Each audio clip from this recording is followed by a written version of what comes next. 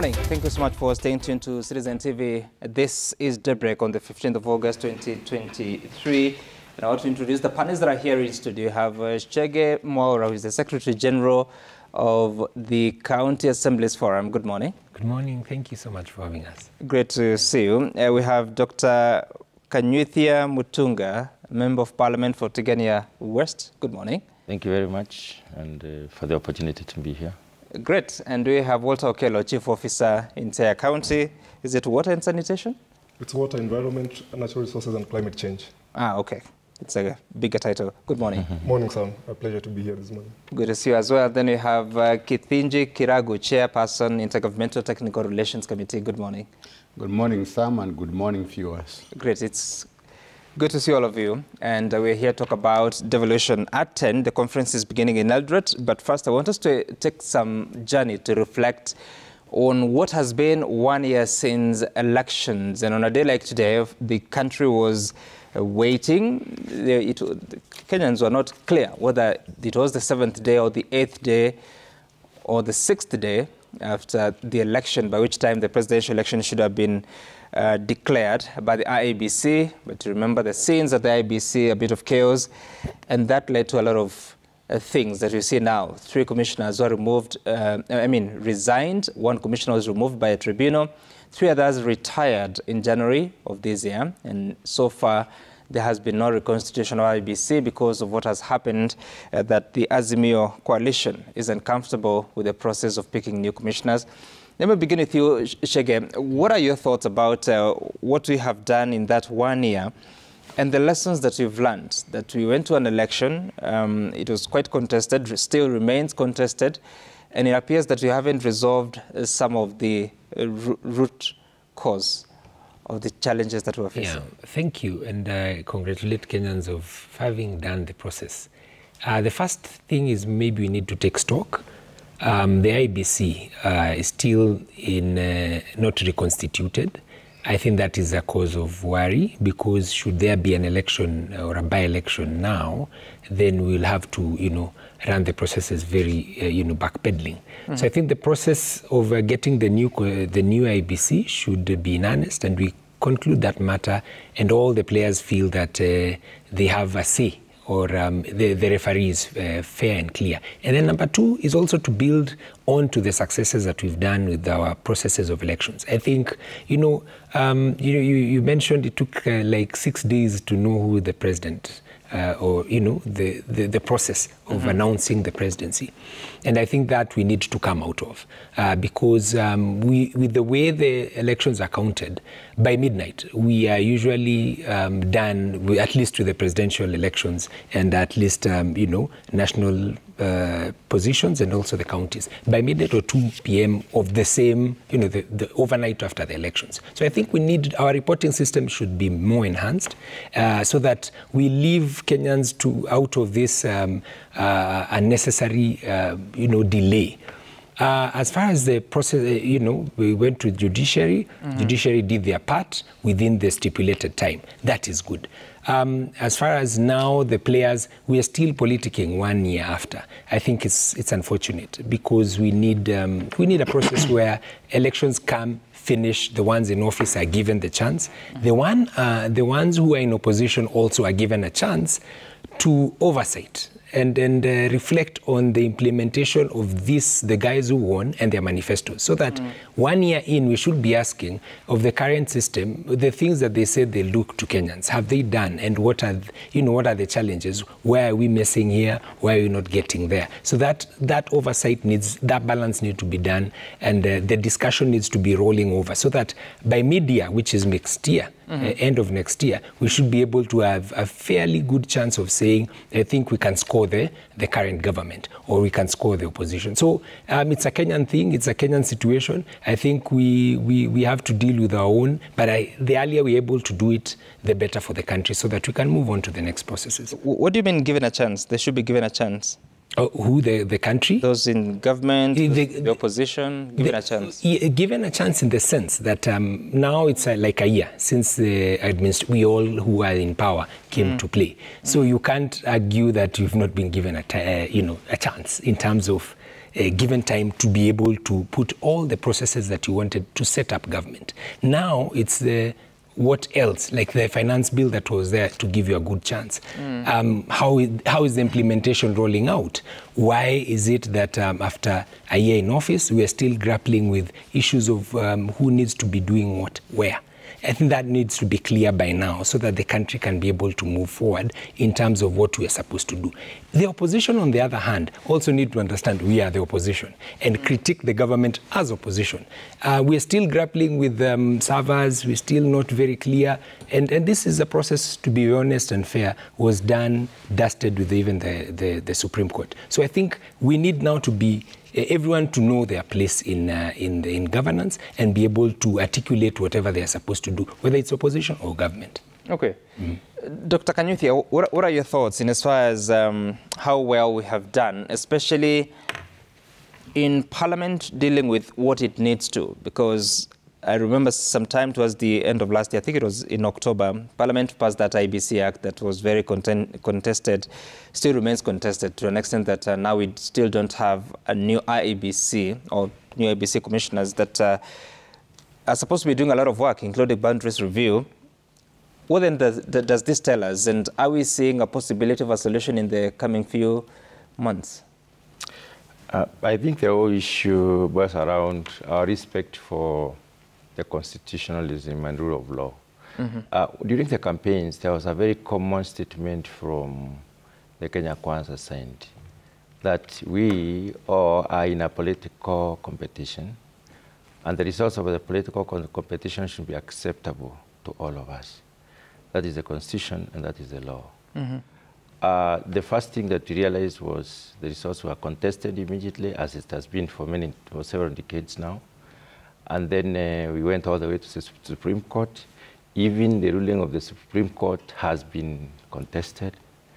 So many things have delayed as a result. So there is that lack of, we've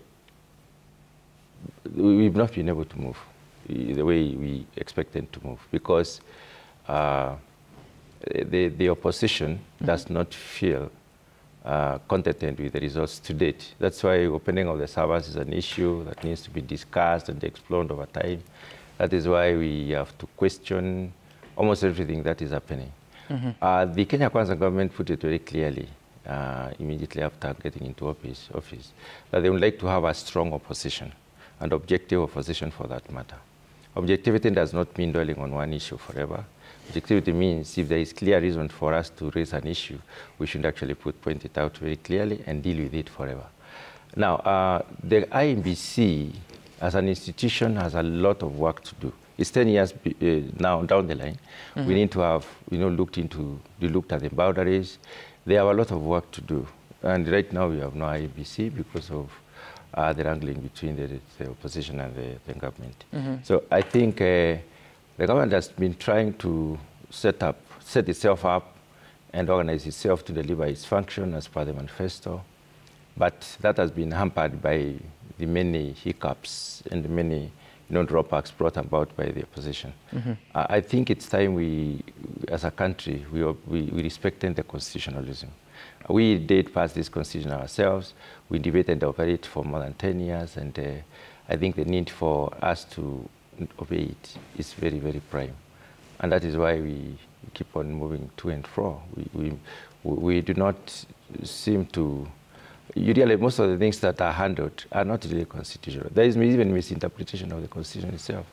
When you go to, when we think about picketing, the constitutional definition of picketing does not involve armed conflict. It doesn't involve violent demonstration. It doesn't involve stealing and thuggery. It doesn't involve all that. It's not, you're not supposed to be armed, and it's supposed to be peaceful. Those two fundamentals are lacking in every demonstration, every perceived picketing in this country. So you realize that the patriotism is lacking. As far as we... Is this just on the side of the opposition or still also on the... I would say a lot more on the side of the opposition, because we should not be a fighting country when we have a very good constitution. In Africa, I think there aren't many states that have been able to come up with the kind of constitution we have. Kenyans consulted for a long time and agreed a lot. And why should we then not adhere to the fundamentals of the Constitution? So I tend to think the problem is a lot more brought about by disaffection within the opposition, which therefore means that there is lack of acceptance of the results, as it were, and then there is the growing disaffection, if I may say so. Walter, 1 year later, like he says, we are still sounding like we're in that campaign period that is related to the 2022 general election. What's wrong with us? Some of my thoughts are that the effectiveness of government should really be measured on how secure the weakest of us is able to feel. And I think the reason why there's all the noise, there's all the displeasure, is because this government came on board on a very clear agenda, at least according to them. You know, there was a talk about enhancing employment for the youth, talk about the revolutionizing the economy, lowering cost of living, and all, so that when they came on board, some of the first things they did, of course, was to take away subsidies. 1 year later, the common man is yet to, reap the benefits of these kind of interventions. 1 year later, the common man is yet to, see any sense of cohesion in the country. 1 year later, we are yet to feel any better. I mean, things have gotten worse. So definitely, that then causes the apparent noise in the streets. Why are people out in the streets? Why are people picketing? Why is the call for dialogue coming up at this point? It is because what was promised vis-a-vis what is delivered, there's a complete disconnect. And so for me, 1 year later, I think we are at an unfortunate point. Election should not have been an entire process. I agree with my brother at the end when he says that we are continuously in a campaign mode of sorts. But that is because we don't treat our election as an event, which it should be, that it is done on that particular day, to onboard a new government, which should then be able to onboard everyone, all citizens, so that we feel part and parcel of the governance process, whether you're on the opposition or whether you're on the winning side. And so it is very unfortunate that up to date, you see a lot of grandstanding by the people in power, talking down on citizens who they swore to protect. Yeah, so I think that then becomes the point of departure, that 1 year later, there's still the divide of them versus us. You supported us, you didn't support us, which ideally is a point that we should have moved on from now. Do you think the opposition has made it pretty difficult for the government? From where I sit, I think the opposition has really made it easy. They have attempted to reach out, saying that, let's talk. Initially from the election, what the opposition demanded was, can we account for this election? Can we audit this election? Can we open the servers? What was difficult with that? I mean, that would have been the easiest point of closure, so that we open the servers and see that these are the votes that candidate X got, these are the votes that candidate X got, so that there's closure. So the moment that the government refused, that very apparent ease of closure, then of course we were setting up ourselves for strife. How would you do that? How would you open the servers? Well, it is part of the electoral audit that has been talked about. Facilitated by what law? I mean, we are a democratic country, and our constitution is very rich in terms of access to information, access to, it's one of the basic rights. That is what I'm asking, because a presidential election, where it terminates at the Supreme Court. Whatever order the Supreme Court gives is final. So opening the servers to do what? True as it may, but this is a legitimate question that the opposition raised after the elections. That, look, we've come out of an election, we are disputing the results, and we are proposing that you open, show us that in constituency X, this candidate got this much, then let us tally them. Let us have a transparent process of tallying that is verifiable. It should be a simple, verifiable process that all Kenyans can account for and can own, so that it is not a dictatorial kind of an election process that a high-sitting chairman has declared, and so it is. So I think this is the kind of situation that then calls for reforms. Do you believe what you're telling me? Because the supreme law of this country, the Constitution of Kenya, allows IEBC up to 7 days to collate and tally the presidential election results, and thereafter announce and declare the outcome, whether there's a winner or not, whatever happens, which happened. Scrutiny happened at the Bomas of Kenya. So when you said that you want to scrutinize and have a look at the tally post the Supreme Court, how do you protect Kenyans and the law in such a process? I mean, Sam, indeed, that declaration happened, and the Supreme Court did pronounce itself. The presidential party leader of the opposition also did say that we accept, but we do not agree with the ruling. And so our reflection today is about, would it have been different? Would the process have ended differently? And if the process was handled differently, would we be at a different point 1 year later in terms of cohesion and in terms of having moved forward and making strides in terms of building our institutions so that there is a belief and there's faith in the institutions that we build? For instance, the IEBC, the judiciary, and the police, and all the institutions that are meant to protect and offer service to the citizenry. So for me, it is about building confidence and belief in those institutions by making them as transparent as possible, as accommodative as possible, so that all Kenyans in every quarter feel on board. I still believe strongly that an election should not be a point of putting down a section of the community, a section of the country, but it should really be a point for those that are declared winners to find reason to rally everyone together so that we forge strongly as a country. And you think opening the servers would have facilitated that the more? Exactly, because then we would sit pretty and know for certain, without an iota of doubt, that this candidate indeed won this election. Do you want to have the law reviewed to allow for that? Well, that then is the prism of the legislators, and we have an opportunity to reform the IEBC. Perhaps as we do the reforms, we could also look at the legislations that surround it. Okay. Mr. Kirago, what have we learned this 1 year? Because, I mean, you must have watched several transitions in this country, but also several elections. Have we made progress, or the suspicion and the bad manners of politics keep following us? Well, I think, sometimes we are very hard on ourselves as Kenyans. Let me say I've done research with the political scientists, although I'm much more in the economics and management area.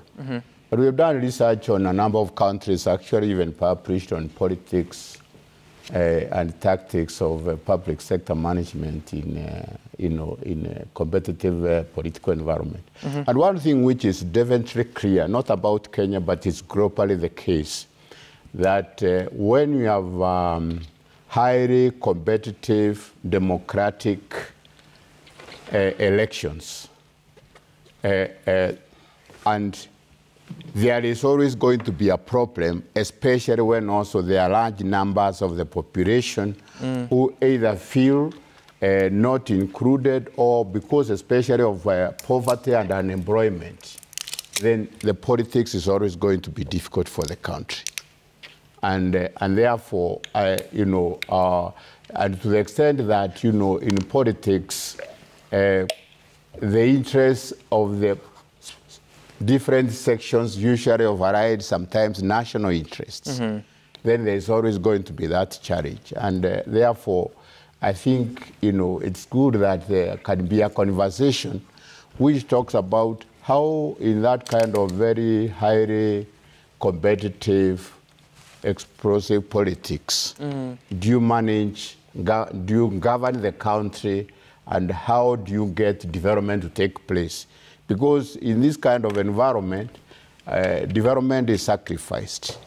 And that is why you have heard many times some people argue that maybe this very competitive politics which our constitution, for example, creates, is probably not the best way. And you have heard some people argue, at least from an intellectual point of view, that maybe guided democracy, maybe some shall we say, galvanizing shared vision and goals for the country, and we can agree on what are our manners and ethos in the game of politics. It will not happen overnight.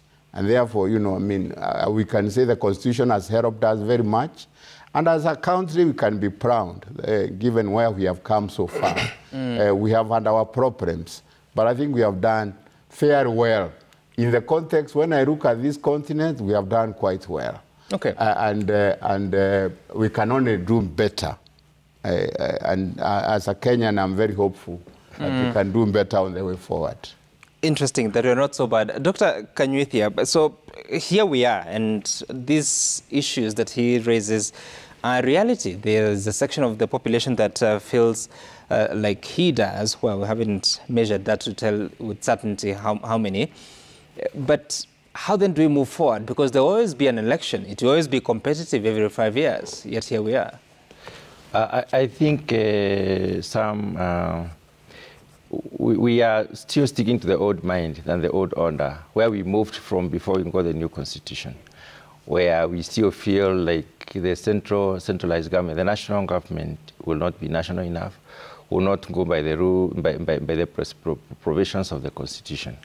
There is suspicion, and the problem we have is actually that suspicion as a country. We do not trust a government to discharge its responsibilities independently and equitably. But when it comes to bringing in an issue of auditing the election process and the outcome of the election, I find it unreasonable because, first of all, there was a total display of all the forms that showed who got what votes from which polling station at that level. That is the first level audit. The second level audit was the declaration, the tallying at Bomas of Kenya and the subsequent declaration. The third level of audit was the Supreme Court issue. And every side was given an opportunity to argue their case. Servers were open then.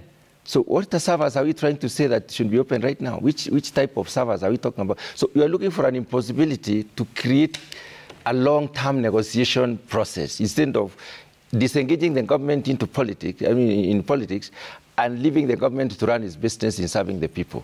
So why do we feel like it is about a section of our population that is going to be discriminated against? It's because of what we have in our mind. It's because of how we perceive development in this country.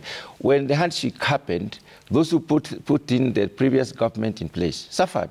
I'm one of those who never got a single development project in my constituency for 4 years, because they said no new projects. Yet we could see new projects in other areas.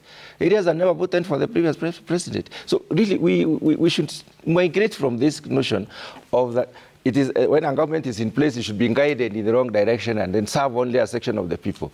The Kenya Kwanza government broke all. Just hold on. What do you mean when you say that you didn't see development projects in your constituency? We were denied all sorts of projects. I have 4 roads which were supposed to have been done. None of them was done, and they were not new roads. They were new roads. None, not even a single kilometer. And I speak to the nation right now. I had water projects which could not be done. Even now, they are still pending.